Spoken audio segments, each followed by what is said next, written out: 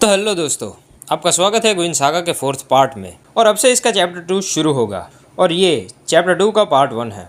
तो चलिए वीडियो को स्टार्ट करते हैं, लेकिन उससे पहले चैप्टर 1 की समरी देख लेते हैं। तो रिंडा और रेमस, जिनका राज्य मंगोल ने तबाह कर दिया है, वो गुइन से रूड जंगल में मिलते हैं। वहाँ मॉन्स्टर से बचने के लिए वो जंगल को आग लगा देते हैं और खुद झरने में कूद जाते हैं। फिर बाहर निकलते हैं।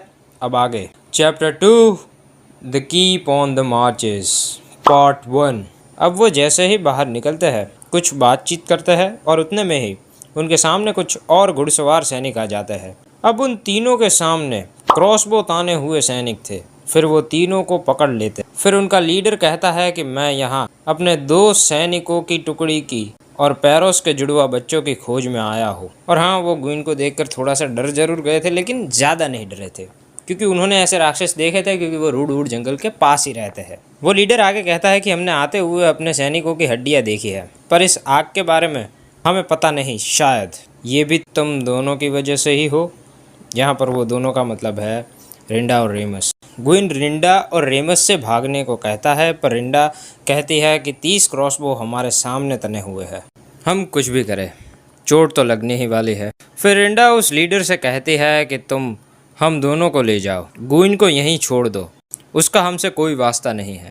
वो लीडर कहता है तुम दोनों को तो मैं ज़रूर ले जाऊंगा, पर इस आदमी को भी नहीं, इस जानवर को भी मेरे साथ ले जाऊंगा। तुम चुपचाप घोड़े पर बैठकर चलो, वरना तुम लोगों को मैं घोड़े से बांधकर घसीटते हुए ले जाऊंगा। रिंडा कहती है तो तुम पैरोस के वारिसों को घसीट कर ले जाओगे। तभी गुइन अपना कवच और सब कुछ उतार कर और तलवार को भी फेंक कर उस लीडर से कहता है कि तुम इन दोनों बच्चों को उचित सम्मान दो और हम तुम्हारे साथ चलेंगे। पर रिंडा और रेमस और दूसरे घोड़े पर गुइन बैठ जाता है और स्टेफलोस की किले की और चलने लगते हैं। और रिंडा और रेमस और गुइन एक दूसरे के इतने करीब तो थे कि वो बात कर सके। रिंडा गुइन से कहती है कि अगर हम तुमसे न मिले होते तो तुम पकड़े न जाते।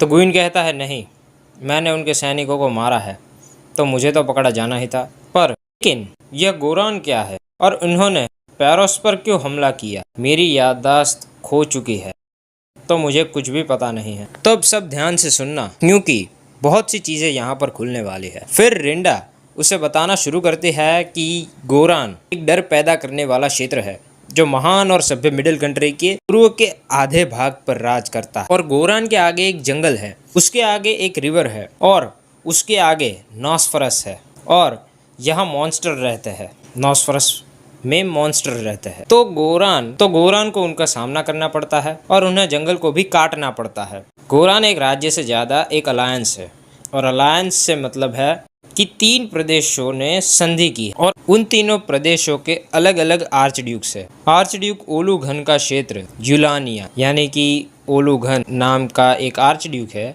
जिसका की जो क्षेत्र है जितने पर वो राज करता है उसके अंदर आता है, उसका नाम है यूलानिया। हाँ, नाम थोड़ा सा अजीब है, ओलू घन, छोड़ो। फिर आर्च तिरियो का क्षेत्र कुमन और आर्च ड्यूक व्लाद का क्षेत्र मंगोल। और ये तीनों आर्च ड्यूक आपस में ही लड़ते रहते हैं, पर वो जानते हैं कि अगर ऐसा ही चलता रहा तो सब बर्बाद हो जाएगा।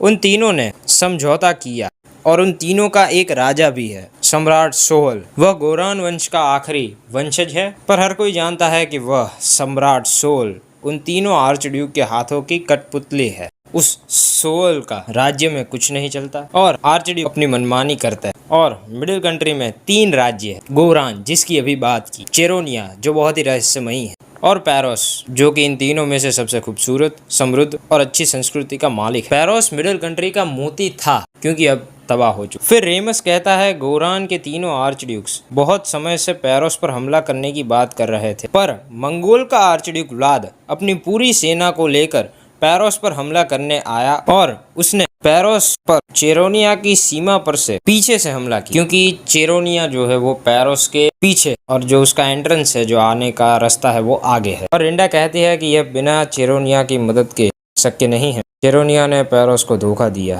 और पैरोस शांति में इतना डूबा था कि उसने हमले की उम्मीद ही नहीं की थी और नतीजा यह हुआ, वो तबाह। मतलब शांति में वो लोग इतने घुल गए थे, वो बस शांति में ही रहते हैं, उन्होंने युद्ध की कोई उम्मीद भी नहीं की। फिर गुइन कहता है कि तुम लोग यहाँ पर कैसे आए? तो रेमस कुछ कहता है पर रेंडा उसे बीच में ही करके चुप कर देती है और देखती है कि कोई उन्हें सुन तो नहीं रहा। फिर रेंडा गुइन से कहती है कि पैरोस के शाही खून के साथ कुछ अजीब हुआ और तभी वहाँ उन्हें सेफलोस के किला दिखने लगता है और यह खून की बात अब आगे पता चली। यह किला एक नदी के किनारे पर, अगर कोई किले से पीछे की ओर गिर जाता तो वो सीधा नदी में गिर जाता, मतलब इतना किनारे पर था। और बाकी सुरक्षा और दूसरी चीजें उस किले में थी, जैसे कि क्रॉसबो तने हुए थे और बाकी सारी चीजें। फिर किले का दरवाजा खुलता है और वो लोग जैसे ही वहां अंदर जाने लगते हैं, रेंडा जोर से चिल्लाती है कि नहीं, मैं यहाँ नहीं जाऊंगी। यहाँ की हवा में प्लेग बीमारी है, यह डोल का क्षेत्र है, यह किला पहले से ही तबाह हो चुका है।